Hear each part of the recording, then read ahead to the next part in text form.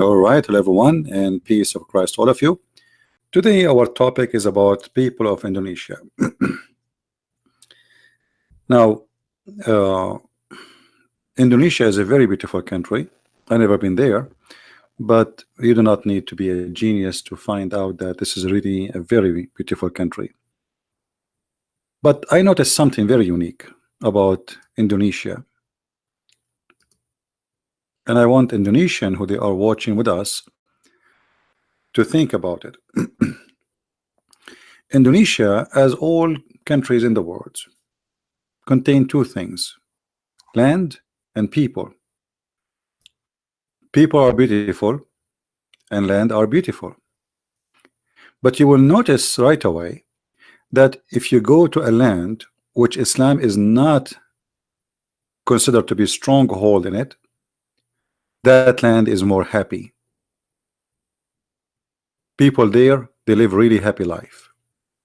They are more tolerance, they are more happy, and they are more successful.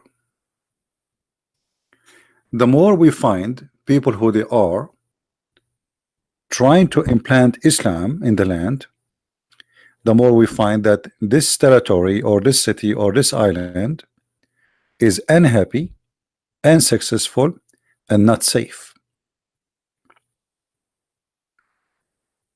Why, if we go to area which is not occupied by people who want to practice Islam, I'm not talking Muslims now, I'm saying, because there's Muslims who they are Muslims by name, and there's Muslims who they are real Muslims who want to practice Islam.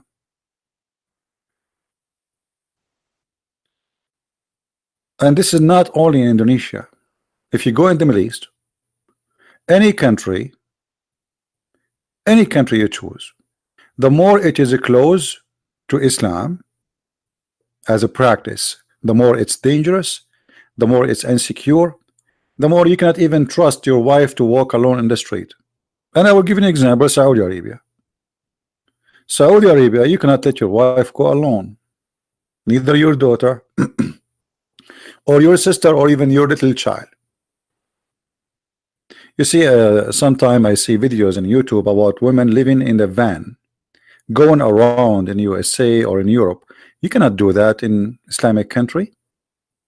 If a woman she go in a van, what will happen to her?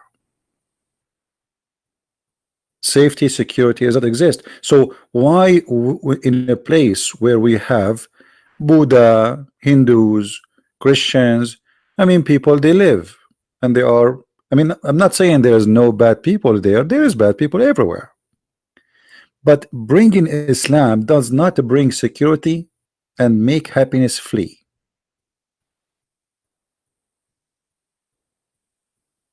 You know what I mean?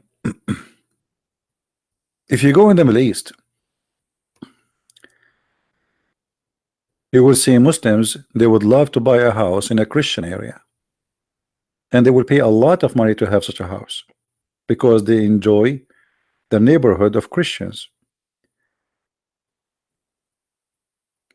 I remember how Muslim women, they come to visit my mother, and they don't need to bring their husband with them, but the husband will not let his wife to go and visit a Muslim family unless he is with her.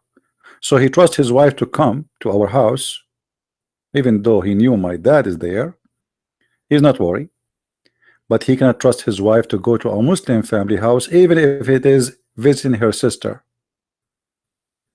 Muslims, they have a trust on Christians, they don't have a trust on each other.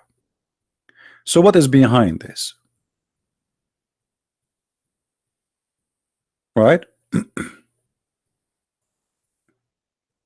How you can trust when you are a Muslim? If Muhammad himself, he went to his own son house when the husband was away, and he flirted with the wife, and then he made a chapter in the Quran saying it's good for you to do so. If the Prophet is like that, what about who believe the Prophet is a best man? And today is about all those things, including about languages. You know, Indonesia is a multi-cultural ethnic. There's many ethnic groups, many cultures. Cultures, me and myself, I don't really understand, and I find some of it, some like strange, very strange. Like I see people putting mask, makeup in their faces, etc. So for me, I'm not familiar with this, but this is their culture. And the most important is how peaceful it is, and then the rest is not really important. You put a mask in your face or you don't, that will not make any difference for me. You put a makeup, you put etc. This is your culture, no problem. So they have their own culture. Everybody have his own culture. But you will notice that the second Islam come, the culture of Indonesian disappear. The culture of any country disappear. Islam will be supremacist, and Islam will force the food you eat, the clothes you wear, the name you name, the dress you do, and even the word you say. And one of the most tool they use is right away forcing you to pray in Arabic. Why an Indonesian who is born in Indonesia all his life, he don't speak Arabic, he have nothing to do with Arab like me, why he have to name his son Arabic name, and he have to pray to Allah in Arabic, and he have to wear Arabic clothes, and he have to eat Arabic food, as Muhammad he did, who live in Arabian Peninsula? What I have to do with Muhammad? Let us say Muhammad, as Muslims they say he's a prophet. Well, can't you be a prophet, bring God to people without bringing Arabic to them? Can they be Muslims yet Indonesian? Can they be Muslims and yet they have their own heritage? No, you cannot. Arab and Islam is one thing. Islam use Arabic and Arab to be supreme above other cultures. So you will see someone like Zakir Naik, who is not from Arabia. What about say, okay, you pray to God, say glory to Allah, you know, the most whatever. Do you have to say Bismillah ar-Rahman ar-Rahim, A'udhu billahi min at-Tayt? Why you not? Why do you want to do that? It's not your language. Can't your God speak to you in your language? What exactly is the point of speaking, praying to God in a language you don't speak? Actually, this is silly. And this is a proof that the God of Islam is not a God for everybody. This is the God for the Arab. So you live in Indonesia, which is a couple of thousand of miles away from the Arabian Peninsula, yet you speak to God of Islam in Arabic. What will happen if you speak to him in Indonesian? He will not listen. He's not there for you. He will not understand you. Isn't it ridiculous that God he speak only Arabic? Who is the Muslim when I say to me what the word Allah mean? They don't know. The Arab themselves, they do not know. So how about someone from Indonesia? Someone from Indonesia who doesn't speak one Arabic word, yet he and the Arab themselves, they do not know what the word Allah mean. They didn't know. Where the name coming from? They don't know. Who is the first one who used the word Allah? They don't know. They don't know. For this is a fabricated name of a previous religion. The God who his name is Allah, he do not know how to create the baby. He think the baby was a sperm and the sperm became a dead blood. The God who his name is Allah, he think the sun set in the murky water, and he think Alexander the Great was a prophet of Allah. That is your God Allah. How and why Allah he insists that his religion is an Arabic religion, and why he insists saying many times in the Quran that we made this book an Arabic book.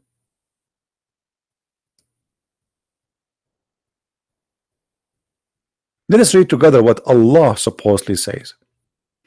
Lu, we have revealed this literature in Arabic that you may understand. Are you serious? Hey, Indonesian, Allah speaking to you. Allah sent the book in Arabic so you might understand. Where is your ustad who don't speak Arabic and tell us how he understand the Quran?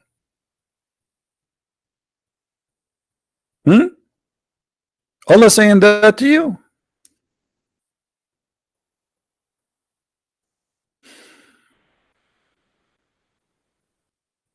Indeed, we have sent it down in Arabic, an Arabic Quran, that you may understand.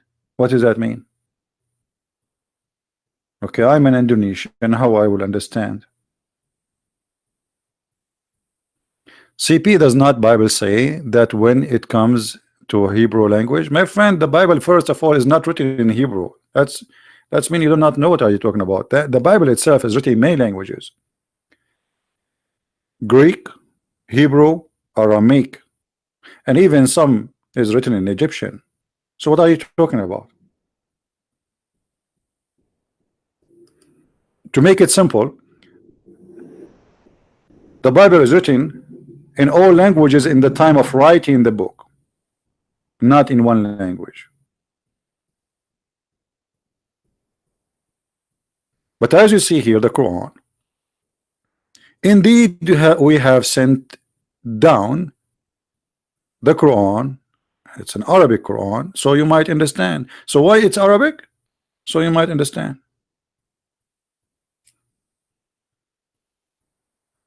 So what is the purpose of making it in Arabic? So you might understand.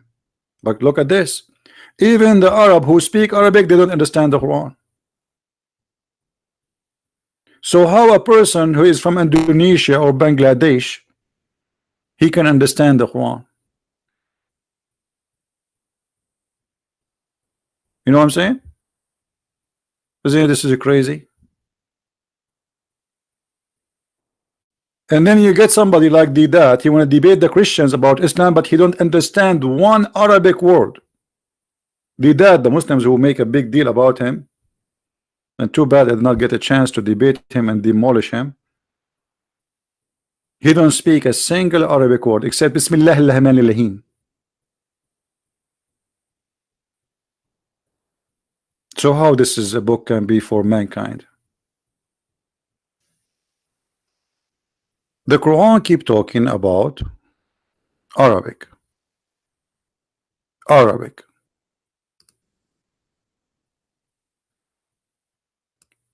And thus we have revealed it in Arabic. Okay, why? Why we reveal it in Arabic? Remember Muhammad, he said that Allah, he sent him the Quran in 7 Arabic dialect.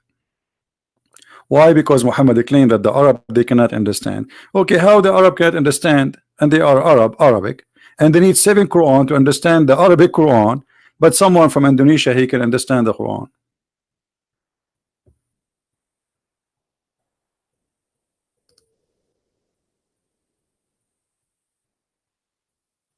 No explanation.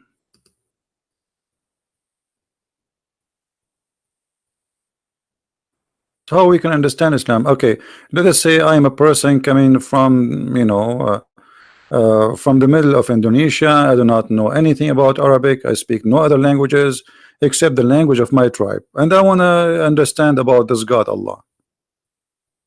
How I can understand?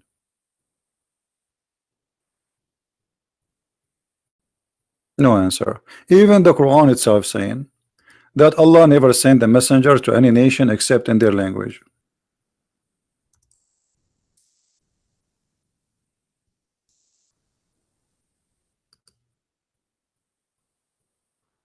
Why? So they might understand. And we did not send any messenger except speaking in the language of his people. Okay. Why? So they might understand, to make it clear for them. That's logical.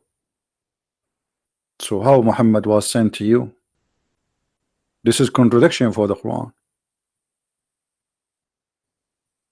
In order to make the teaching clear, we have to send it in the language of the people, and the prophet he have to be from the people. That's very logical. Unless your language, your religion is international and can be translated your religion to all languages, but Muslims don't accept Quran in English. They don't accept Quran to be in Indonesian language. You have translation, yes, but that's not Quran.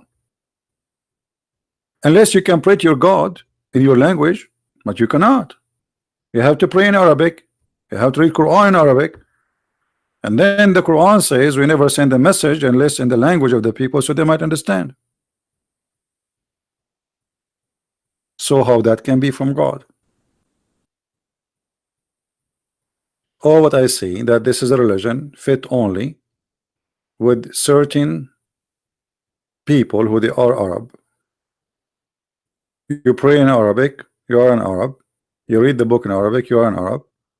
And the funny, they say to us Islam is an international religion, but Allah he chose the most difficult language ever, which is Arabic. Arabic is a very difficult language.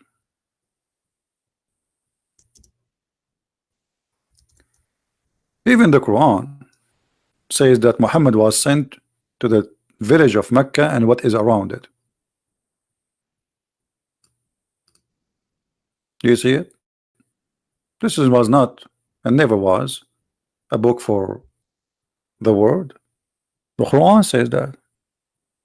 And this is a book which we have sent down, plus and confirming what was before it, confirming the Bible, that you may warn the mother of the cities and what is around it. By the way, it doesn't say mother of cities, it says mother of the villages, which is Mecca, and what is around it. That's it. Is Indonesia what is around it?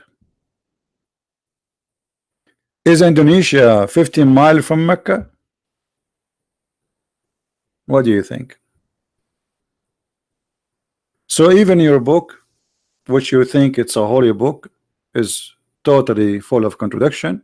That does not make sense, proving to us that Indonesia is not included as a nation which should consider Islam to be for her, because the prophet of Islam is not sent to you, is sent only to the mother of the villages, Mecca, and what is around it. And this is why it was in Arabic. This is the only reason, no other reason. And here, by the way, the verse after this one, do you know what this story is about? It's about a guy who used to work as a scribe to Muhammad, and he got him busted. The guy who told Muhammad, blessed be Allah, the best of the creators, Muhammad, he took the verse from him, he put it in the Quran. So the guy, he says, oh, what was inspired to Allah, to Muhammad was inspired to me first. And that's what the verse is saying. The guy, he left Islam and he got Muhammad busted.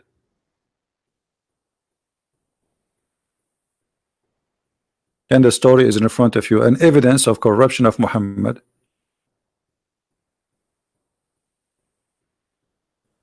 How I can be from Indonesia or Bangladesh or India or etc., or America or Germany, Europe, wherever, Africa, and yet I can be a Muslim? The Quran says you cannot. And the Quran confirmed that Muhammad was sent only to the Arab. Well, until now, how those people they can go to Hajj? Let me explain to you. If now we have more than 1 billion Muslim, not 1.4, let's say just only billion, for easier calculation.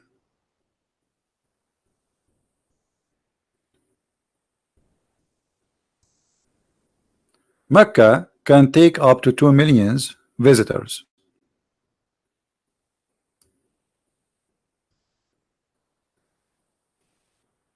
Up to 2 million visitors to do Hajj. And the season of Hajj is a month. Actually, even is less than a month. It's a few days at the end of the month. So all those people, they have to come and do Hajj. how we can give opportunity to a Muslim to visit the Kaaba. It's impossible. If we say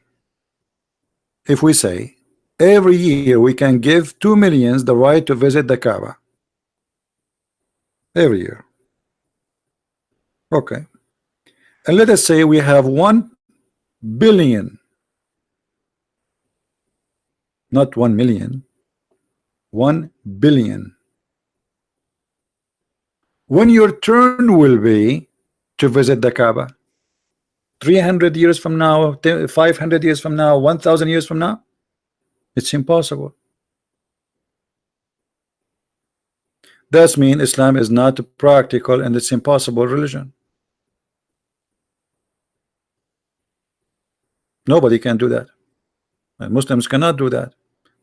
Even if you live for 500 years, still you cannot go to visit the Kaaba. The one who can visit now is a lucky guy. They give him a visa because they have a limited visa to give. They cannot exceed certain number because the city cannot handle it, the location cannot handle it, the space cannot handle it. Look at this small tiny square. What is that? People die.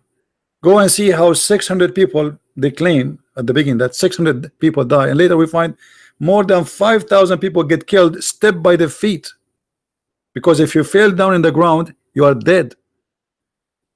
The crowd behind you will step on you because they cannot even stop.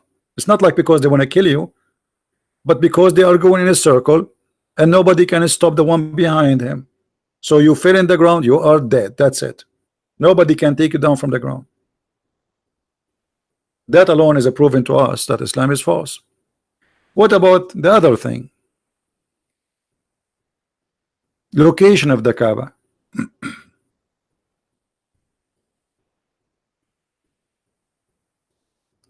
Location of the Kaaba prove Islam to be false.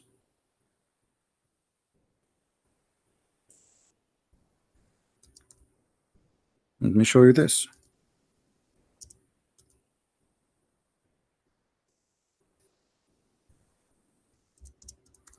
All of us, we knew that the Muslim, they claim that Allah, he sent the black stone as a guide where to build the Kaaba. Okay, that's good.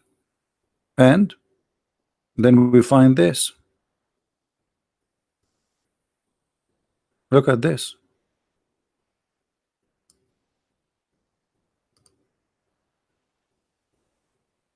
The Kaaba flooded by the sewage. So Allah chose the location of the Kaaba, and the Kaaba flooded by the sewage. This is who God, this is God the choice, the location. Are you sure? Imagine that you are God and you choose the best location for your house. This is the house of Allah. This is not any house. And then you choose it to be there. Who is the one who did it choose the location? The Muslim, they say Allah.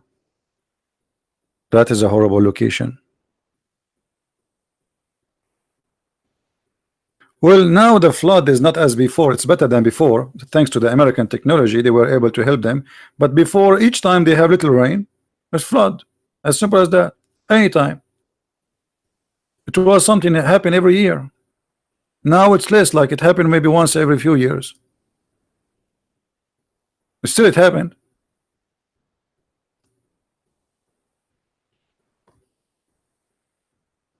How this can be a place Allah chose to be his holy house there?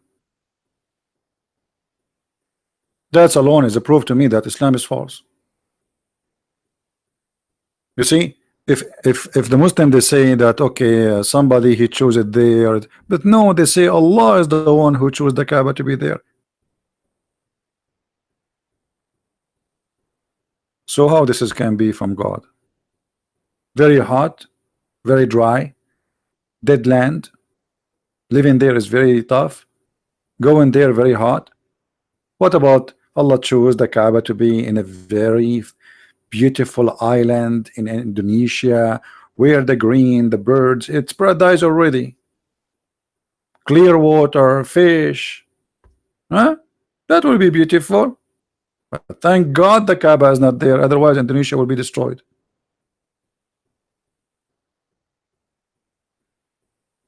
Anyway, I want to say thank you guys for being here. May the Lord bless you. And until we see you soon again, Christ is Lord, Islam is false, and we prove it every day.